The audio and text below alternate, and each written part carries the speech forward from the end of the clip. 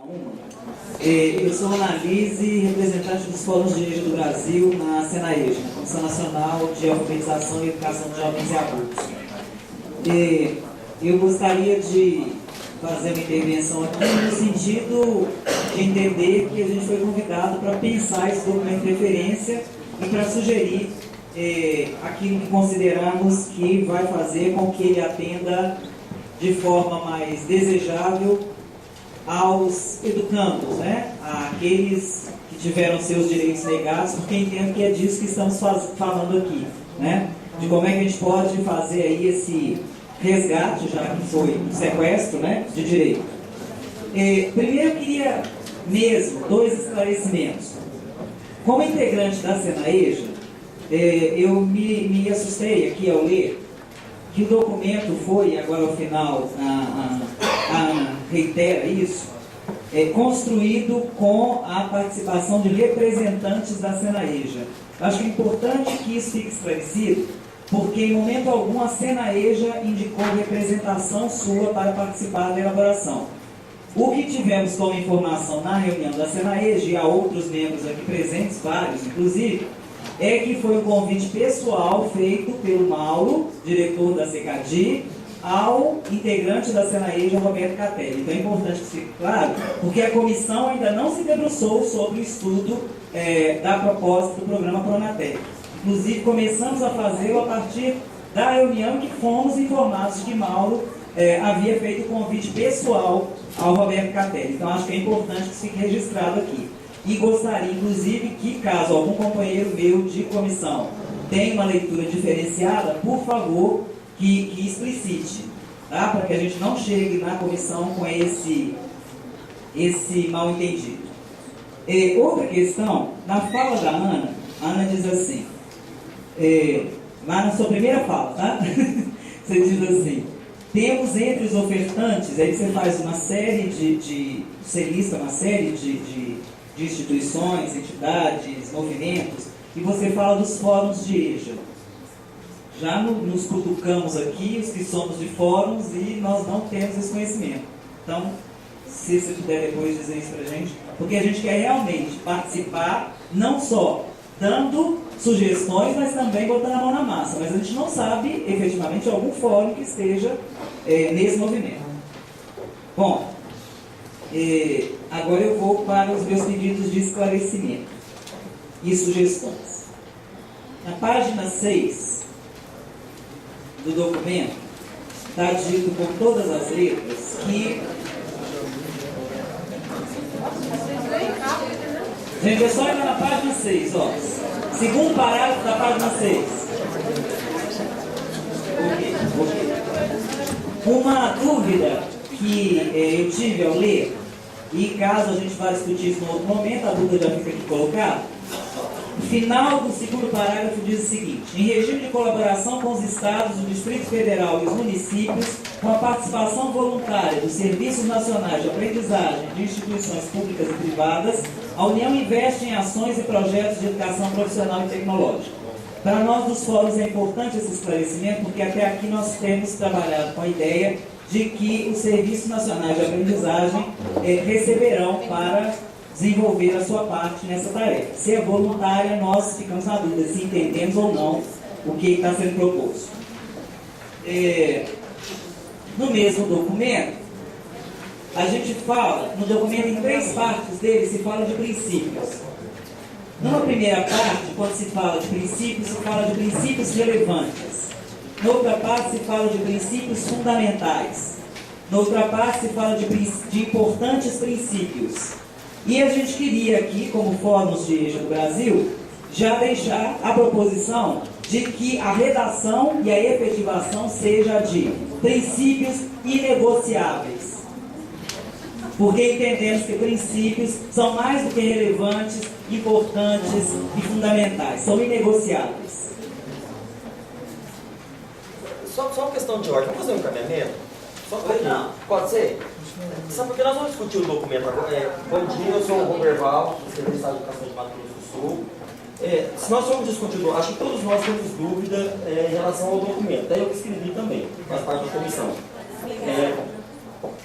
Tá ligado, sim. Tá dando pra ouvir. Dá para ouvir? Tá. Bom dia, Roberval, superintendente de educação, secretário de educação de Mato Grosso do Sul. E veja assim, todos nós temos aqui dúvida em relação ao documento. A gente está gravando, querido. É preciso bem grosso para gravar. Até mesmo nós, que participamos da comissão que elaborou. Só que nós estamos nos aproximando do horário do almoço. Aí, se nós começarmos a discutir página por página, nós vamos iniciar e vamos interromper e não vai ser produtiva a discussão. Eu vejo assim, nós poderíamos fazer questionamentos agora em relação ao todo. Por exemplo, a apresentação de cada uma delas, mas do todo e deixar para o documento, nós vimos a miúde depois, que nós pegaríamos página por página. Só para ver se eu concordo plenamente com o seu encaminhamento, as 3 questões que eu coloquei já ficam para depois, ou elas 3 que ainda dá tempo, a gente pode discutir agora? Porque as 3 que eu já coloquei, não seria mais didático que elas já fossem esclarecidas agora? Agora que nós podemos voltar no documento. Analise. Não estou falando de questões de documento, Por favor. Companheira, não estou falando de questões do documento, estou falando das questões relativas à representação da Senaeja e fóruns ofertantes. É isso que eu estou perguntando. Analise.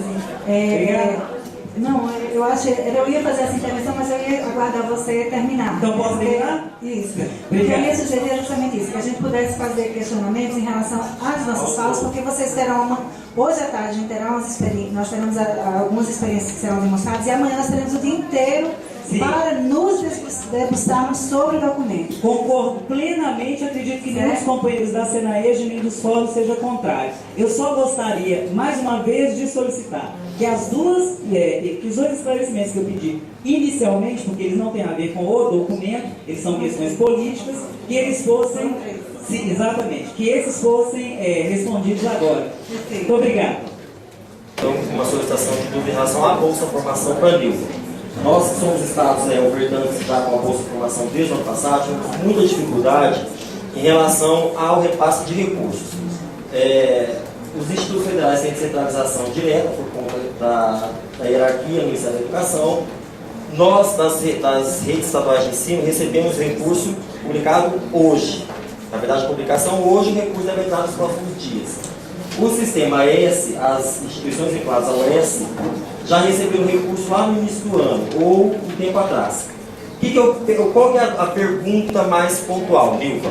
Qual a possibilidade no próximo planejamento de todo o recurso ser disponibilizado para todos os ofertantes de uma vez só, para que nós entremos com cardápio, eu digo cardápio talvez seja a palavra mais correta, mais pedagógica, com um catálogo de ofertas para os alunos de uma vez só, para que os alunos possam escolher qual o curso que eles querem de uma vez só. Porque fica muito difícil para nós que somos demandantes e ofertantes apresentarmos para o aluno por etapas. Muitas vezes o Roberval quer fazer um curso da rede estadual agora, ou em janeiro, ele só pode esperar agora. Ou ele acabou indo para o sistema S por falta de opção. Então veja assim, nós devíamos começar tudo junto, a liberação de recursos, tudo junto, para que os alunos tivessem a oportunidade de escolher de uma vez só. Então assim, é ruim para nós que lidamos como ofertantes, como demandantes, essa condição. Bom dia, meu nome é Ésia, eu sou da Universidade Federal do Pará. Na verdade, eu fiquei com uma dúvida, um questionamento na fala da Nilva, que isso até já surgiu em abril, quando a gente veio no outro encontro. A minha escola é a Escola de Teatro e Dança, né, da Universidade Federal. E a pergunta é relativa aos demandantes fazerem a pré-seleção. Eu queria entender o que seria essa pré-seleção, porque como que eles vão fazer uma pré-seleção se muitas vezes eles nem sabem o curso que está sendo, o conhecimento do curso que está sendo oferecido, por exemplo, operador de áudio. O que é isso, se eles entendem o que é isso para fazer uma pré-seleção, principalmente na especificidade relativa à área cultural, né? Relacionado ao que a gente oferta na escola. Obrigada. Analise, eu me coloquei mal quando eu falei representante, no sentido de que foram indicados, eu não quis dizer isso, né? Assim, talvez a forma como eu coloquei deu a entender que as instituições indicaram as pessoas, não foi assim. De fato, nós pensamos em ter, nesse grupo de trabalho, pessoas que viessem de todas essas instituições e pedimos, né, no caso de cada uma, de quem tinha contato com essas instituições, que nos indicassem uma pessoa. E no caso da Senaeja, nós pedimos ao Mauro que nos indicasse uma pessoa. Como, se eu não me engano, não teve reunião da Senaeja nesse período, Então, de fato, ele nos indicou, o Roberto e a própria Vânia Nobile, que é nossa coordenadora do Proeja, né, e trabalhava no Proeja, quer dizer, que também faz parte da Senaeja, também nos ajudou nessa indicação. E os demais membros, né, o que nós temos foi, na própria CECADI, a Simone, que participou conosco. No caso do Senai, do Senac, do SESI e do SESC, né, nós pedimos também às coordenações nacionais, aos departamentos nacionais que nos indicassem. Então, nós, na verdade, pedimos indicações, nós não pedimos representações, nós pedimos indicações. No caso da Rede Federal, nós temos o Fórum de Dirigentes de Ensino, que a Ana Cristina é quem coordena. Né? Então, as pessoas não vieram representando as instituições, elas vieram, de alguma forma, por fazerem parte delas, mas com a intenção de colaborar conosco nesse documento, num grupo de trabalho da CETEC. Tá certo? Então, esse é o primeiro esclarecimento.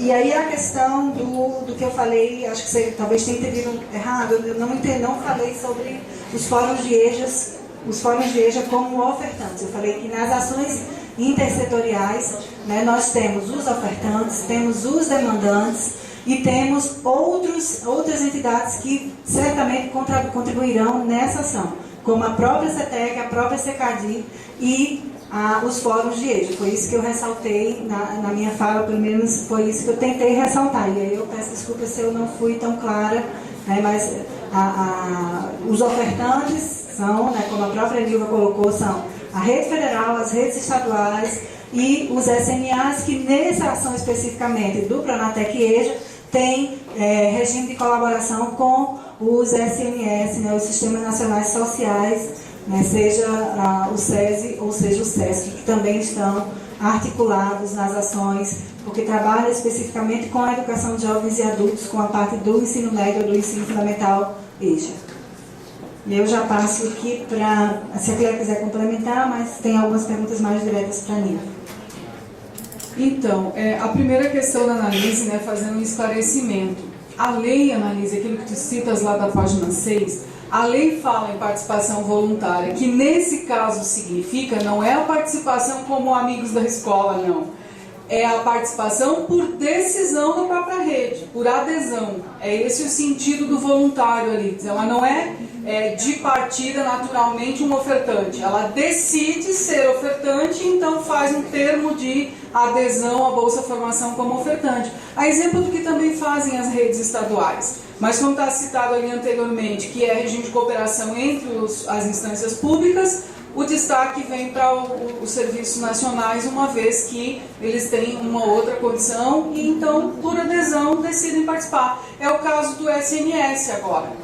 É possível fazer a parceria entre serviços nacionais sociais com os serviços nacionais de aprendizagem? Não necessariamente. É por adesão. Então, inclusive, tem que haver aí uma formalização dessa parceria entre esses órgãos para que eles possam participar. Do mesmo jeito que os demandantes também. Os demandantes não são naturalmente, os ministérios não são naturalmente demandantes. Eles fazem um acordo de cooperação com o Ministério da Educação, dizendo, olha, eu vou participar desse processo. Então tem toda uma, se vocês verem a portaria, sinaliza para esses protocolos aí que formalizam a participação. Em relação a questão de Roberval, eu acho que, para quem não é da Bolsa, só esclarecendo, né, a gente sofreu esse ano com o atraso no repasse dos recursos. Por que isso aconteceu? Por um motivo que todos nós acompanhamos na mídia, pelo menos.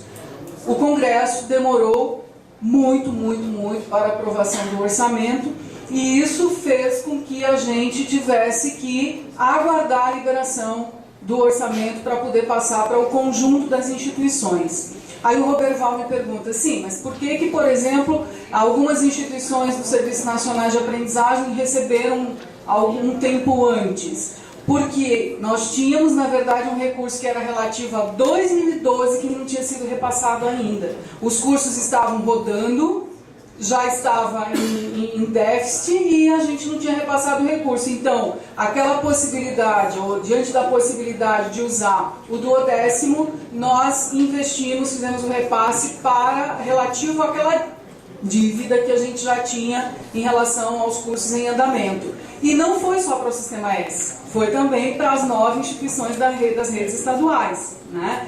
2013? 12. Não, em relação às coisas que estavam rodando, a gente sabe na prática que o recurso é repassado, aí para quem não está acostumado talvez isso seja meio estranho, né? Mas dizendo muito rapidamente, o recurso é repassado com base no que é pactuado de oferta.